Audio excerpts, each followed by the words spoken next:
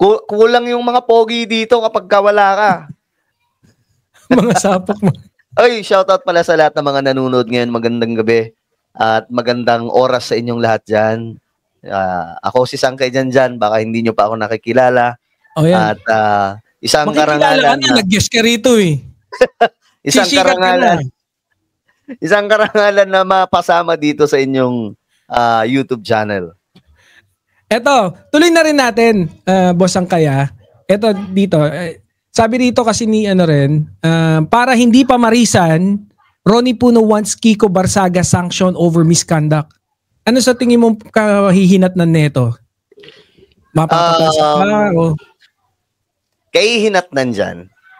Tama naman yung dito na 'di ba nag-file ng dito si Puno para talagang maturuan ng leksyon itong si Kiko Barsaga kasi hindi pang congressman, hindi pang mambabatas yung kanyang galawan sa loob. Kasi kung magpapatuloy yan, parang magiging kengkoy na lang yung loob ng kongreso. I know, maraming mga kurap.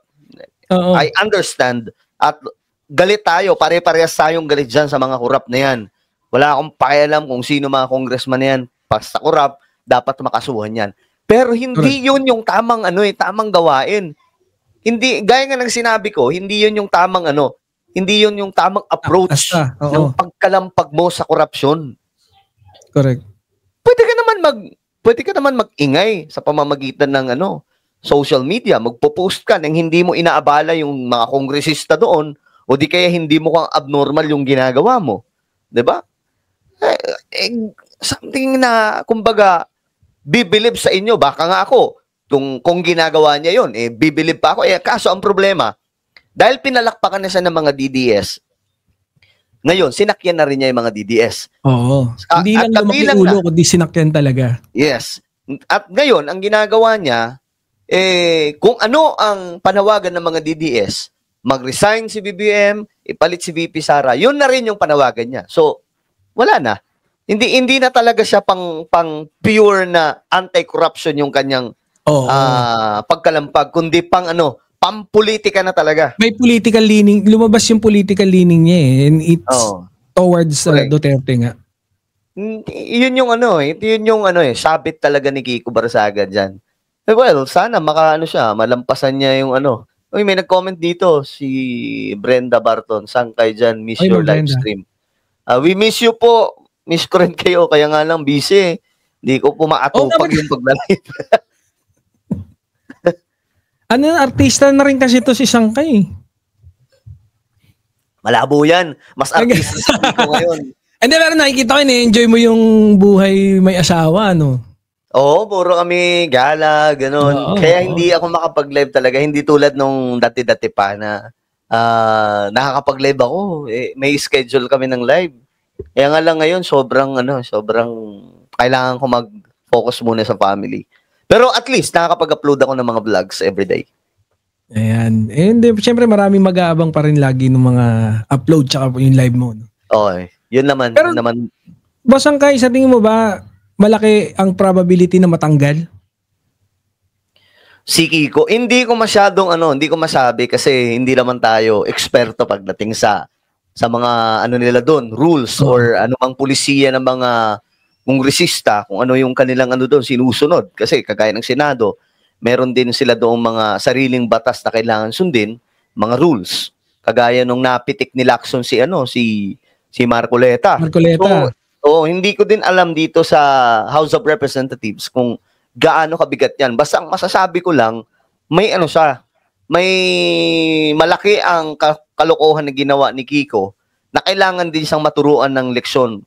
Matanggal man siya o kung anumang sanction ang maibigay sa kanya, then tanggapin niya siya may gawa nun. Pero sa tingin ko, kung ganyan yung pag-iisip ni Kiko Barsaga, parang walang realization na makikita dyan Kasi siya hindi ko alam anong takbo ng utak niya hindi isip bata talagang isip medyo may tama May tama, may karga nga. Kaya nga ang hirap tingnan o husgahan ng isang tao. Awkward. Oo. Yun. Kasi nga, siya paano magdedesisyon ng sarili niya yung taong walang sariling hindi ko naman sinasabing hindi siya normal, pero bahala na kayo mag-isip. basta yun. Minsan, pagka yung pag-iulitin ko nung inulit ko nga yung sagot niya, yung computer daw dahil naglaro siya. Parang very cringy. Ikaw yung mahihiya sa sarili. Isasagot niya. Ganun yung mga DDS, tingin ko kahit sila na doon, na natawa na lang, ewan ko lang, si Labanat ba? Kasi kung normal kang tao, tapos ganyan yung sagot ng isang mambabatas, okay ka lang ba? Hindi! Ano pa rin yung mga DDS? Sabi nila, dali nga daw si dali daw yung dali daw yung mga kaya ginagawa nila ngayon para itong si Kiko Barsaga, tuloy-tuloy lang yung pagiging niya, panggugulo niya. Kasi the more na hina-hype siya, di ba? The more na hina-hype siya, the more na magwawala siya, not knowing na nasisira na yung buong pagkatao niya. At posible pa siyang diyan, magka-problema pa o matanggal siya. Kasi yung majority ngayon sa Kongreso, malakas pa rin diba? Kung magkaisa yung mga yan, tapos siya, mayari siya dyan, wala tayong magagawa dyan. Kasi yung pagtawag niya lang ng pagbaba ng presidente, tas isa siyang congressman, I think it's medyo medyo kapatol-patol Oo, walang ito wala pa akong, di ko lang sure kung may narinig na akong kongresista na nangangalampag talaga ng kagaya ng ginagawa niya na mag-resign si BBM. At tila baga pati yung mga militar, parang gusto niyang, not sure, pero parang ganun yung dating Kasi si Ungab, di ba si Ungab yung nagre-reklamo rin before, diyan sa Baykam, hindi naman ganyan Hindi ko pa narinig ng ganun, na ganyang ka-aggressive.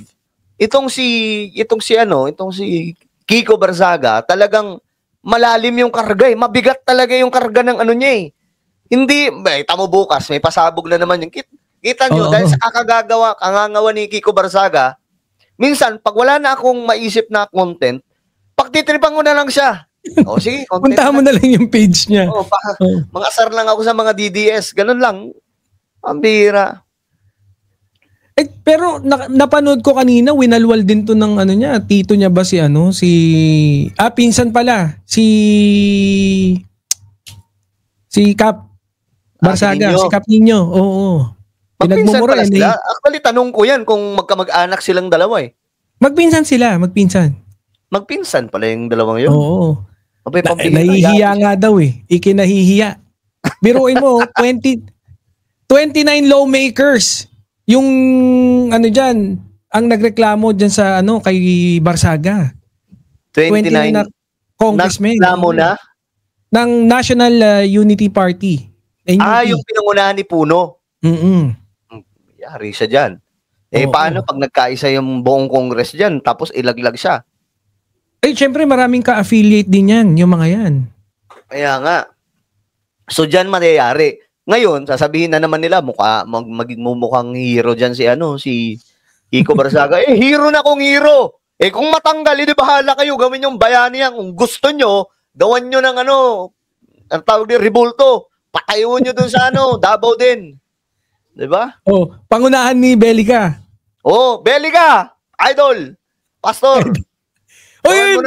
Bawal mong i-idol yun kasi idol ni ni Boss Mark Ramos. Ay, idol. Sorry. Gusto niyang solohin. Dalawa na pala kami idol nito. Lodi yun Pambira. Araw ng kasagsagan ng disaster na may lindol. Pambira. Politics pa rin yung iniisip ni Belica. May mga ganyan no? May ganyan.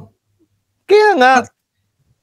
Yung si Kifichu, medyo malademonyo na sa tingin ko yung yung banatan, very anti-PBBM, pero hindi ko pa inisip na magagamit niya pa rin yung sakuna para ipambanat ba. Ganun yung mga niya, medyo dark para sa akin yung mga banatan niya ngayon na Nino?